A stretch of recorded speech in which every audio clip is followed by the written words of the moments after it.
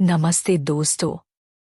एक बार फिर से आपका स्वागत है मेरी और आपकी इस YouTube चैनल में। सभी को नमस्कार। मेरा नाम रूपाली है। मैं वर्तमान में बीटीसी कर रही हूँ। मैंने प्राथमिक विद्यालय शिक्षक परीक्षा में भी भाग लिया। घर में कुल 4 लोग रहते हैं। मैं, मेरा छोटा भाई, मेरे पिता और मेरी माँ है। मेरी आयु 23 वर्ष है। मैं एक खूबसूरत हूँ, इसलिए स्वस्थ रहने के लिए हर सुबह व्यायाम करती हूँ। मेरा भाई 20 साल का है। हम दोनों दोस्त की तरह रहते हैं और इसीलिए एक दूसरे से बातें शेयर करते हैं। उस दिन मैंने राहुल से पूछा कि उसकी कोई गर्लफ्रेंड है या नहीं। राहुल ने कहा, कोशिश कर रहा हूँ, आप जैसी मिल जाए तो। इतने में मम्मी आ गई और राहुल को काम से ले गई। मैं अपने भाई के मुंह से आप जैसी बात सुनकर चौंक गया। जब मैं यह सोच रही थी तो मेरी आंखें बंद हो गईं और जब मैं उठी तो देखा कि वहां कोई नहीं था। शायद माँ और राहुल अभी तक नहीं आए थे। फिर मैं बाथरूम में गई और कपड़े धोने लगी। तभी माँ और भाई बाजार से आए और मैं उसके पास गई और बात करने लगी। फिर वह और मैं स्कूल चले गए। मैं कॉलेज गई और केवल अपने भाई के बारे में सोचा क्योंकि अब तक किसी को मेरी परवाह नहीं थी।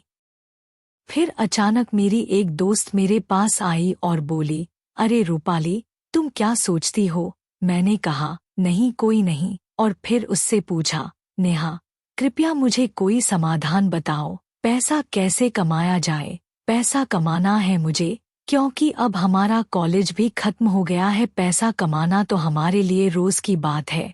फिर हम दोनों घर जाने लगे क्योंकि हमारी क्लास नहीं थी।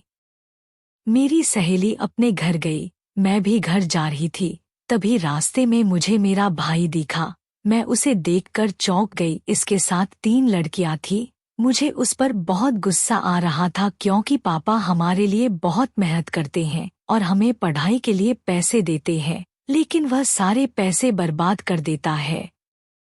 फिर मैं उसी गुस्से में घर आ गए और राहुल के आने का इंतजार करने लगी। लेकिन मैं भी सब कुछ बताना चाहती थी। और जब शाम को राहुल घर आया तो मैं उसके कमरे में गई और देखा कि वह टीवी देख रहा है।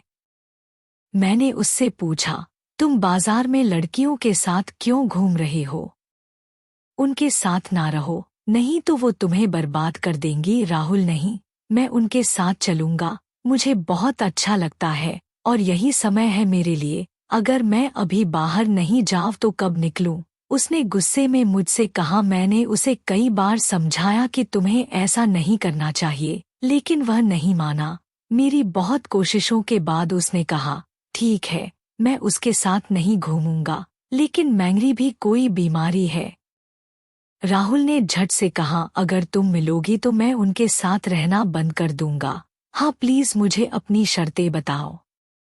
नहीं है, शायद मुझे आपके साथ समय बिताना चाहिए। और राहुल ने कहा, ठीक है, फिर मुझे मत समझाओ कि मैं क्या कर रहा हूँ। कृपया मुझे मत बताओ। और मैंने कहा, ठीक है, मैं करूँगी इस बारे में बात। मुझे लगता है कि हमने उस शाम इस बारे में बात की और मैं उसका कमरा छोड़कर अपने कमरे में चली गई। और मैं पूरी तरह से समझने लगी कि मेरा भाई मुझसे क्या चाहता है। मैंने पहले कभी इसकी उम्मीद नहीं की थी और मैंने सोचा था कि कोई बाहर का लड़का ही मेरे साथ ऐसा कुछ करेगा। हमने पहली बार साथ में क्रिकेट खेला और ये बातें सुनने के बाद मुझे लगा कि वह शख्स है जो मेरे क्रिकेट खेलने के सपने को पूरा करेगा और मेरी जवानी छीन लेगा। जैसे ही मैंने इसके बारे में सोचा, मेरा दिल इतनी तेजी से धड़क रहा था कि जब कोई मेरे ठीक सामने होता तो उसकी आवाज सुन सकता था। और मुझे यह भी याद आया कि कुछ दिन पहले क्या हुआ था और वह मुझे कैसे घूर रहा था। उसने मुझसे पूछा कि तू क्या करना चाहती है, और अगर मैंने हाँ नहीं कहा तो ये उसे बर्बाद कर देंगे और उसकी कक्षाएं बर्बाद कर देंगे। अगर मैं हाँ कह दूं तो क्या कोई बड़ी समस्या है? तो वह मेरा भाई ही तो है।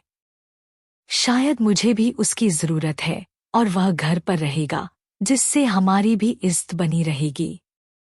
चीजें बेहतर हो जाती हैं और मैं उस विचार के साथ सो जाती हूँ। सुबह जब मैं उठी तो मैं राहुल के कमरे में गई। अब मैं उससे भी निराश नहीं करना है और फिर मैंने उससे कहा कि राहुल, मुझे तुम्हारी शर्तें मंजूर हैं, लेकिन पहले हम चलते हैं, शॉपिंग करेंगे और फिर तुम करना जो तुम चाहो। फिर मैंने उससे कहा कि इस बारे में बाहर किसी को पता नहीं चलना चाहिए और आज के बाद मुझे तुम्हें इन लड़कियों के साथ देखने की इजाजत नहीं मिलेगी। आज का दिन खत्म होने पर मैं वर्षों से इस दिन का इंतजार कर रही थी और आज आखिरकार यह आ गया है। फिर मैं माँ के पास गई और नाश्ता बनाने लगी। आज रविवार था तो हमें कहीं जाना नहीं था। फिर मेरे पापा और राहुल नाश्ता करने लगे। फिर मैंने और राहुल ने अपने लिए कपड़े खरीदे और मैंने अपनी माँ के लिए एक साड़ी खरीदी। वहाँ से मैंने खाना खाया और घर चली गए और शाम को मेरे भाई राहुल ने मुझसे कहा कि आओ और शर्तें पूरी करो। फिर मैंने परिस्थितियों के मुताबिक काम करना शुरू किया। कमरे में बहुत अंधेरा था। मैंने उससे लाइट चालू करने के लिए कहा और मेरा भाई भी सहमत हो गया। उसने मुझसे कहा, हाँ प्लीज लाइट जला दो, मैं आज सब कुछ साफ साफ देखना चाहता हूँ। और उसने लाइट चालू कर दी और मेरा दिमाग धीरे धीरे तैयार हो गया। हम वहाँ बैठ के क्रिकेट खेल रहे थे और मेरा दिल समुद्र की लहरों की तरह जोर जोर से धड़क रहा था और यह सब सुनने के लिए स्पष्ट था, लेकिन वह इतना जंगली था कि मुझे विश्वास ही नहीं हो रहा था कि एक पति अपनी पत्नी के साथ क्या कर सकता है। राहुल को मुझमें कोई दिलचस्पी नहीं थी, सिर्फ अपनी चाहतों की वजह से। वह किसी भी कीमत पर अपनी इच्छाओं को पूरा करना चाहता था और उस दिन पहली बार उसने क्रिकेट का एक मजेदार खेल खेला। मेरा भाई मेरे साथ खेलता था। हमने क्रिकेट की 3 पारियां एक साथ खेली। इसके बाद जो होना था वही हुआ। मेरा भाई बहुत खुश था और साथ ही मैं भी बहुत खुश थी। अब मेरा भाई ठीक हो गया है। अक्सर वह किसी के साथ नहीं रहता। वह केवल शाम को मेरे साथ पढ़ता और खेलता है। इस तरह मैं दबाव में ये सब करने लगी। इससे मुझे दुख हुआ क्योंकि मुझे भी यह पसंद आया।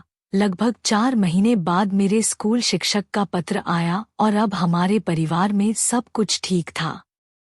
आपको यह कहानी कैसी लगी? अगर आपको वीडियो पसंद आया तो लाइक करें और चैनल को सब्सक्राइब करें। पूरा वीडियो देखने के लिए धन्यवाद।